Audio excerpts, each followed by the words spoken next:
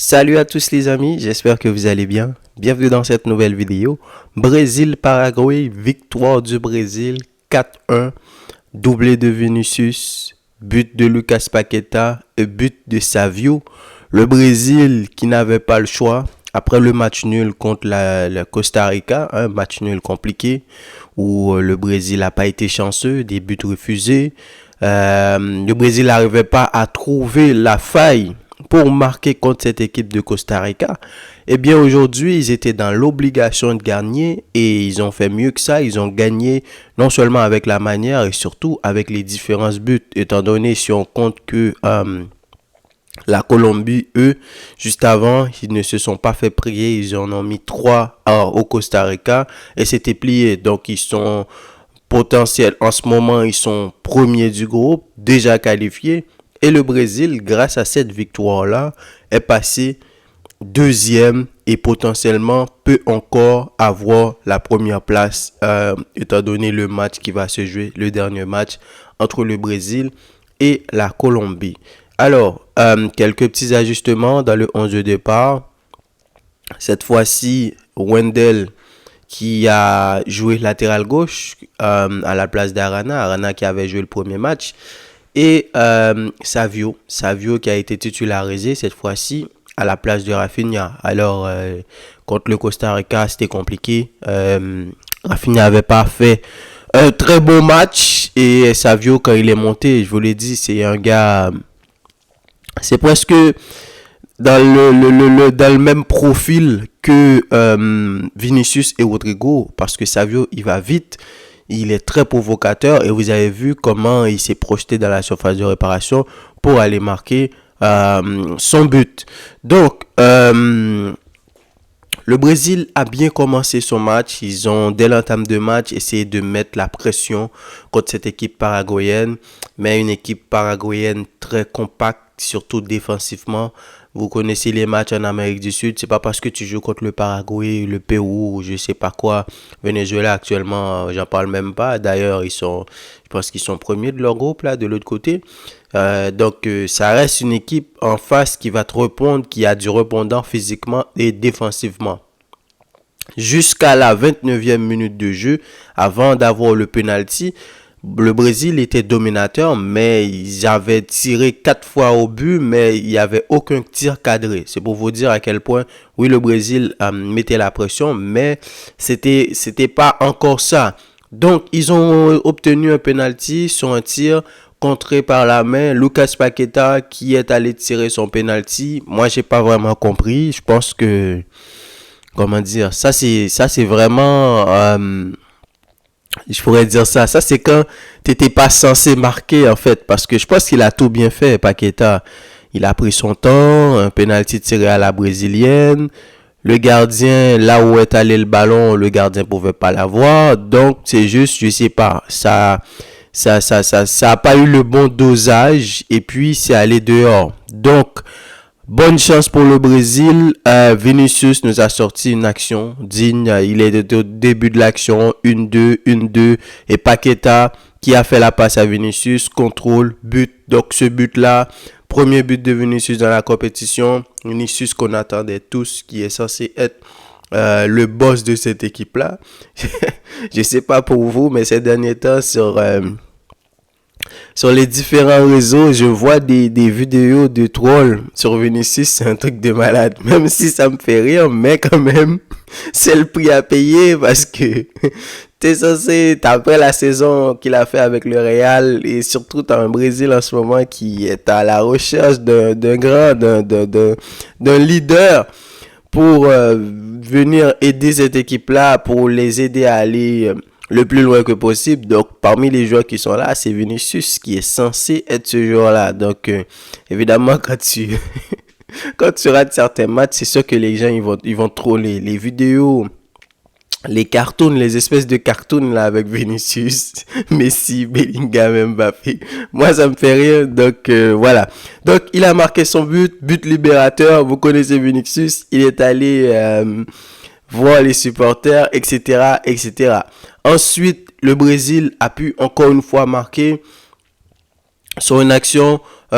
Rodrigo qui a suivi Et puis, frappe de Rodrigo et Savio qui a suivi l'action. Au départ de l'action, je croyais que c'était hors-jeu parce que si vous avez vu, Savio, il a reculé pour venir marquer le but. Mais au départ de l'action, avant même la frappe de Rodrigo, il était plus bas. C'est juste après la frappe, il était déjà dans la surface. Il est allé vite. C'est ça que je vous ai dit.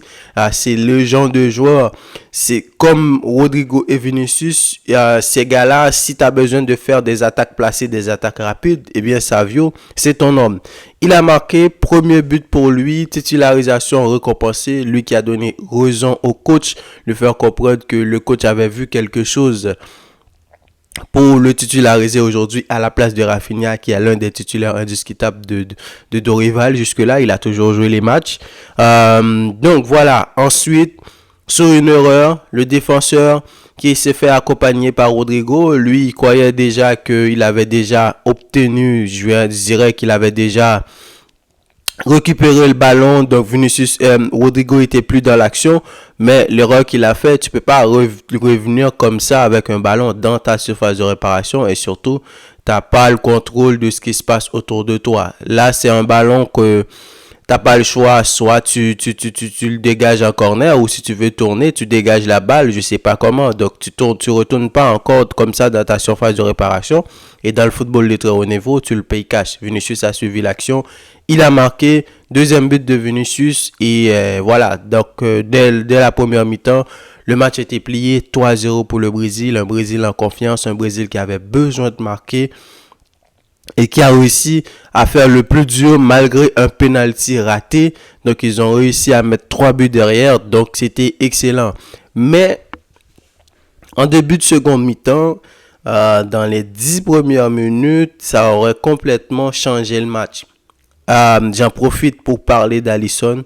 Alisson a fait un très grand match hier. C'est grâce à lui que le Brésil a pu gagner ce match-là, parce que je pense à une première action, une frappe qui n'était pas forcément dangereux, mais le fait que ça ait contré sur Militao, il aurait pu être battu. Alisson, il est vraiment allé chercher ce ballon-là. Et en début de seconde mi-temps, non seulement le Paraguay a marqué très tôt, les 47e ou 48e minutes de jeu, grosse frappe, là-dessus il n'aurait rien pu faire. Mais après, tout de suite après, il y a eu une occasion où le Paraguay aurait pu marquer, mettre le match à 3-2, et là, ça aurait été super compliqué. Donc, dans ce genre de match-là, pour permettre à une équipe d'être en confiance, les grandes équipes en ce moment, ils ont des vrais gardiens, des très bons gardiens. L'Argentine en a, l'Allemagne en a, toutes les grandes équipes en ce moment, ils en ont. Eh bien, Alisson, hier, il a été au top. C'est grâce à lui que le match n'est pas allé à 3-2 et on ne sait pas ce qui aurait pu se passer. Parce que normalement, 3-0, c'est censé être un score où tu dois être tranquille. C'est là où tu es censé te dire, bon, voilà, je vais faire des changements, des ajustements en vue du dernier match qui arrive. Maintenant, on doit se concentrer sur le prochain match.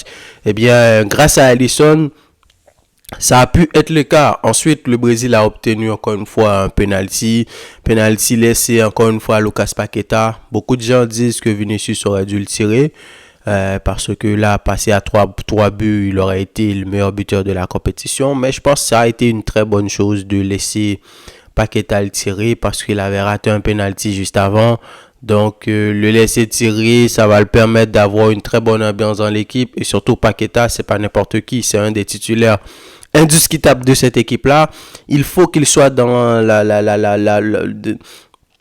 mentalement, il faut qu'il soit apte, il faut qu'il soit à l'aise dans cette équipe, parce qu'un penalty raté, on sait pas parce que après avoir raté ce penalty-là, si Vinicius n'avait pas sorti cette action-là pour libérer le Brésil, je pense que pendant tout le match, ça aurait été un scénario différent. Le Paraguay, c'est une équipe qui allait bousculer le Brésil de temps en temps.